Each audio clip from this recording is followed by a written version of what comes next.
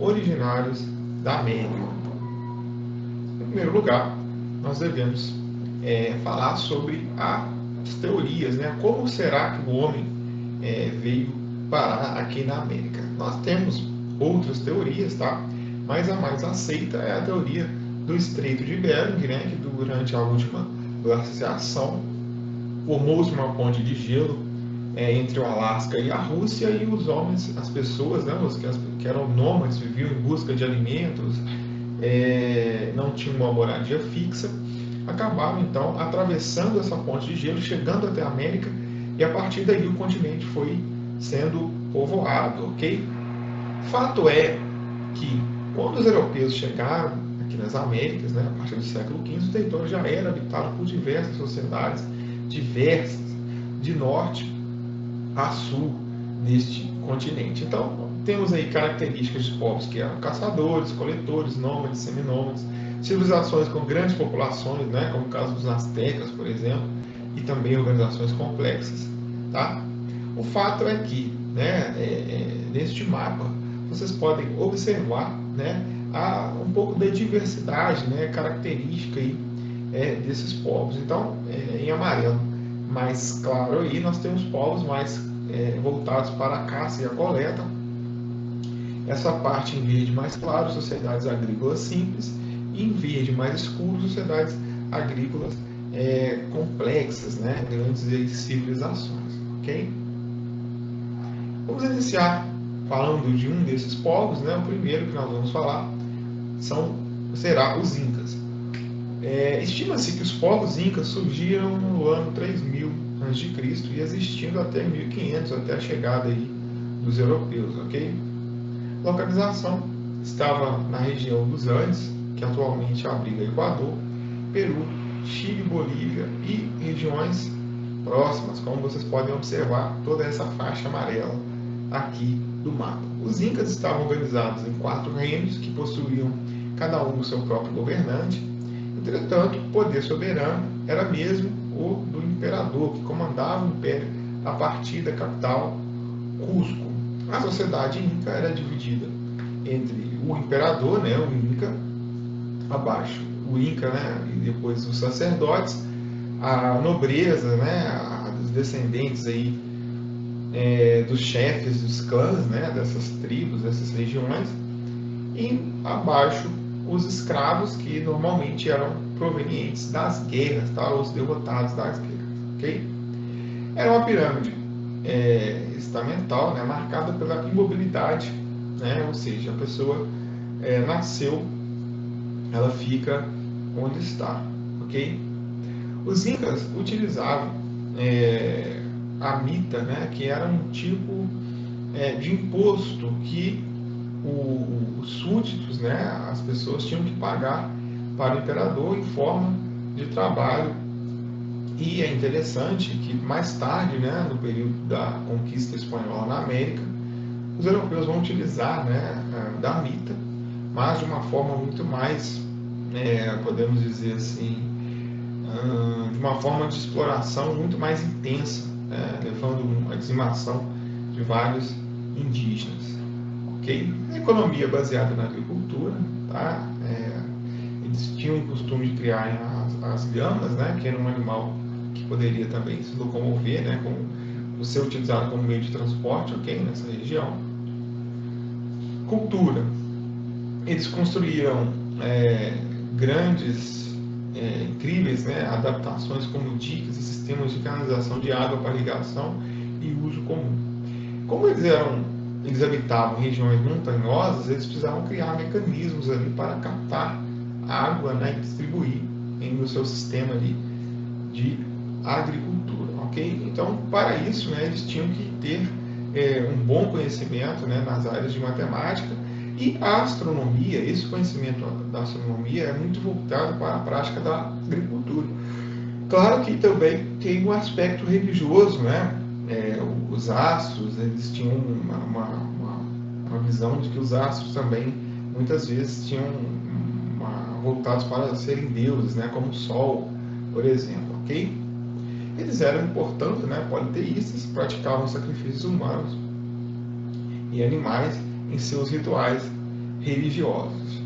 Falando de outros povos agora, mais acima do mapa, vamos falar dos maias, tá? Os maias, acredita-se que eles já existiam muitos séculos antes da colonização, né? Desde o ano de 1800 a.C., por exemplo. Entretanto, foi a partir do século V que começaram a se desenvolver, chegando a seu ápice aí durante o século IX. Os maias não tiveram contato com os espanhóis, tá? Uma vez que o seu império já estava em declínio, muito bem antes aí da chegada, né? Atribui-se a causa do desgaste do solo, né? Mas há outras teorias aí, né? Mas não tem uma verdade absoluta, concreta sobre o que levou aí ao declínio e também essa saída, né? Do fim aí do império não, da civilização maia, né? Ok? Os maias localizavam-se na península de Yucatán, vocês podem observar aqui, tá? Nessa região da Mesoamérica, no sul do México. Eles chegaram a ocupar parte da atual da América Central também, como Honduras, El Salvador, hoje, né? Guatemala e Belize, né? Como vocês podem observar neste mapa. Organização política e social. Estavam organizados nas chamadas cidades-estados. Os maias, diferentemente dos astecas e dos incas, não constituíam uma sociedade centralizada, um império centralizado, ok? Eles eram organizados em cidades-estados, cidades com autonomia, com suas leis, enfim. Mas a política, né, estava voltada para uma teocracia, ok?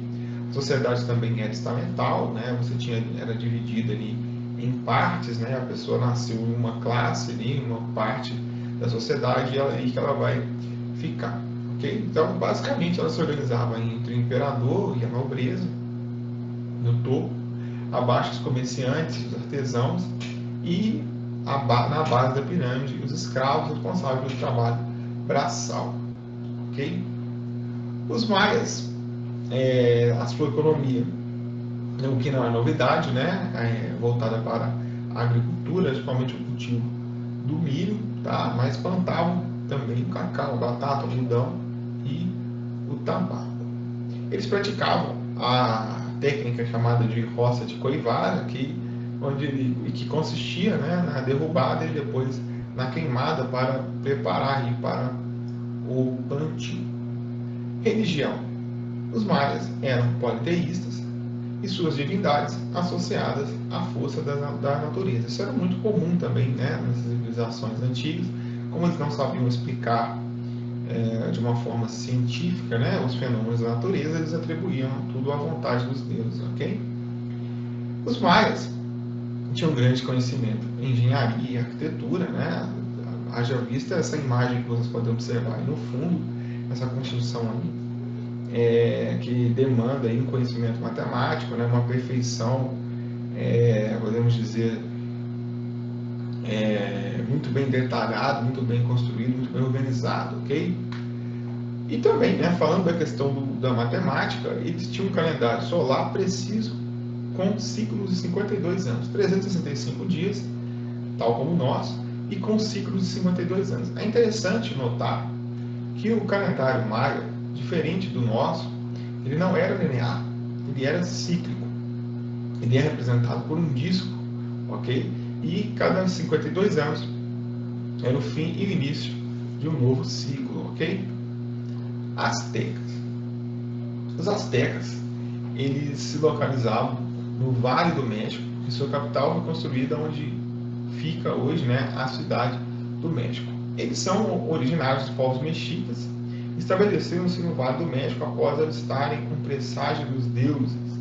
É interessante que na bandeira do México, né, tem no símbolo esse presságio, que eles teriam avistado uma ave com uma serpente em cima do cacto e acreditaram essa visão, né, que eles tiveram ali ser um presságio, um sinal dos deuses, e ali eles construíram a sua cidade, ok? A sua capital, que foi Tenochtitlan.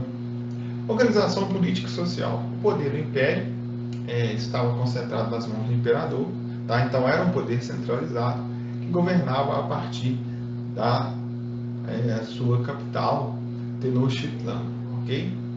Então, nesta imagem ao lado, vocês podem observar aí como se organizava, né, a pirâmide social dos astecas, o imperador, abaixo dos sacerdotes, a nobreza, né, chefes militares, comerciantes e artesãos, um pouco mais abaixo, e na base camponeses e escravos, ok?